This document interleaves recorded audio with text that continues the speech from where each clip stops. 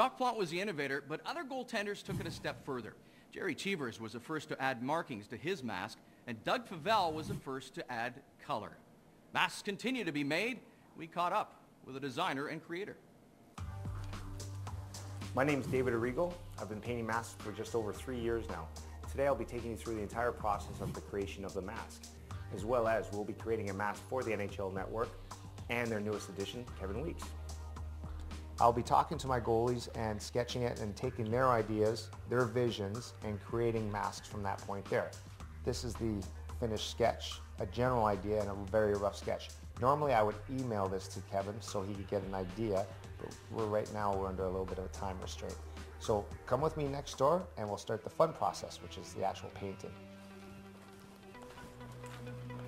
Another one of the steps in the process of creating the mask is the actual lettering and decals.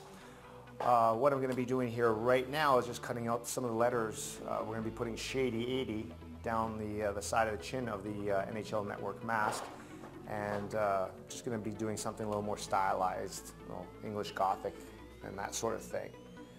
And this helps to protect the color that I'm going to base paint. And it doesn't make sense right now, but it eventually will, that this area will be all black, and I will be actually painting mirror onto the helmet, which will give it a very, very cool effect. I actually failed grade 9 art, not taking it again. Went off to college where I took graphic design management. I had a friend of mine that was wearing one of my jean jackets, and just sort of created a domino effect where somebody from one of the breweries had seen the jacket and asked if I could do murals, and I was sure. At the time it was a massive mural for me since it was 3 feet by 3 feet, you know, whereas now I'm doing like 100 by 120 or whatever it may be, and it just grew from there. My big break came when Wayne Gretzky's restaurant approached me about doing the outdoor wall, and then led into the Hockey Hall of Fame, asked me to do Wayne's induction, did a piece there. The NHL had seen that piece and brought me on for my first All-Star game, which was in 2000, and thankfully it was here at home in Toronto. Okay, I just finished up Kevin's face, and what I've done now, I've taped this over to protect it from any overspray. I did a coating of black because that's what I want as the base for when we do the Shady 80 license plate along here. And what I'm going to do now is I'm going to be taking the letters that I cut out a little earlier, and I'm going to be applying them, hopefully straight, but this is something that we could sort of wing. And basically here we go. Right now I'm just cleaning up some of the edges. So I'm going to be getting up right now to do the other side, the NHL logo. As long as the logo is still well represented, which it will be, but yet still visually pleasing to the eye. A lot of the goaltenders, it shows what they were feeling at that moment when they were describing what they were looking for. Clemenson is a great example of that. He likes more of a stylized work, which speaks much of what his personality is. I can't imagine how, you know, other artists have felt when they've seen their, you know, their masks basically hoisted beside that cup. And I really, really hope that will happen soon. I look forward to it. And you know what? Even if it doesn't, so be it. You know, I've gotten to this level of, you know, pure euphoria, just watching my masks on TV and being around friends and family and enjoying the experience. You know, it's like I did that. We'll hear from today's masked men when we return and learn more about their masks. Stay tuned. In Montreal, they just love the game. I dreamed to play with Montreal Canadiens. 100 years of the Montreal Canadiens, a 6-hour original production documenting the history of one of the game's most storied franchises. Own it now on DVD. As a true hockey fan, Randy knows all about the hat trick. That the custom began in the 50s with the Guelph Biltmore Mad Hatters, and ever since, over 30,000 hats have been tossed to the ice. He also knows to go to Ticketmaster, where they've got more ways to get you into the game, including buying and selling seats from season ticket holders and other fans. Because with 1 in 18 odds of witnessing a hat trick, Randy knows you'll want to be there. Buy and sell NHL tickets at Ticketmaster.com/NHL.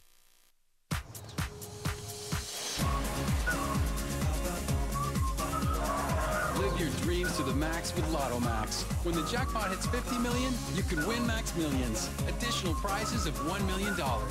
Lotto Max. The holidays, good. The prep, a pain. But my new swing drill from Canadian Tire came in handy. Its head swivels so I could hang decorations anywhere. Plus the dual chuck made it really easy to drill and drive. And now that the holidays are over, everything is going to go away really easily. I thought we were brothers. By marriage, Andy. Marriage. Make your home holiday ready with the Mastercraft Swing Drill, only at Canadian Tire. Welcome to Hacky Night. Oh, it's a party, all right. Yes, you too. Okay, beautiful stumble shot, Dana. Oh, yeah, people love to party with us. Hey, boys. Hey. Oh, right on his head. Getting headbutted by a ram. Oh. Brian Kessler, who's your favorite player? You can't say yourself. Ovechkin. Oh, good answer. Go check, go check. Oh, Bonnie, stick, with the stick.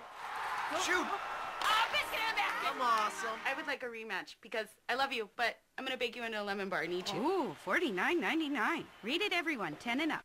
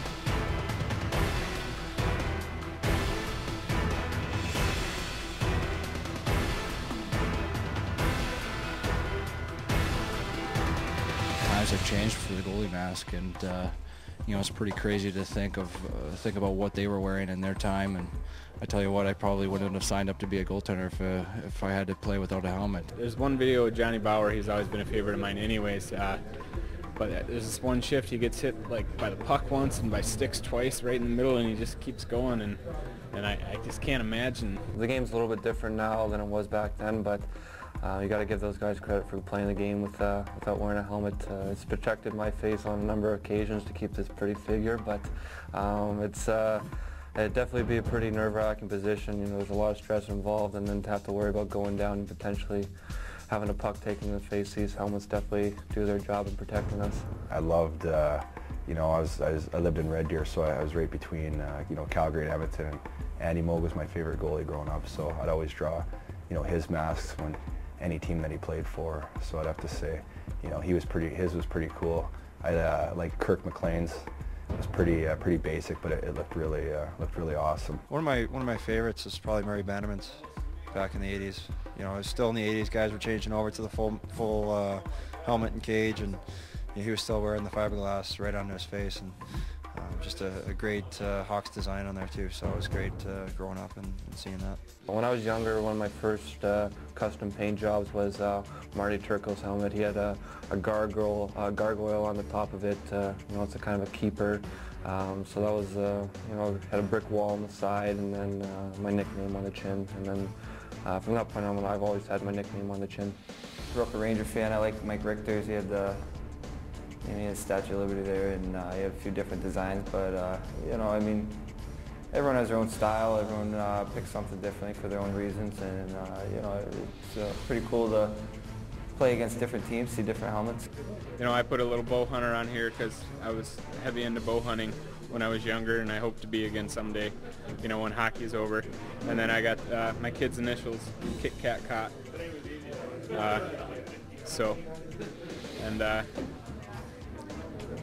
And then the Beware Bear sign became quite popular a couple years ago.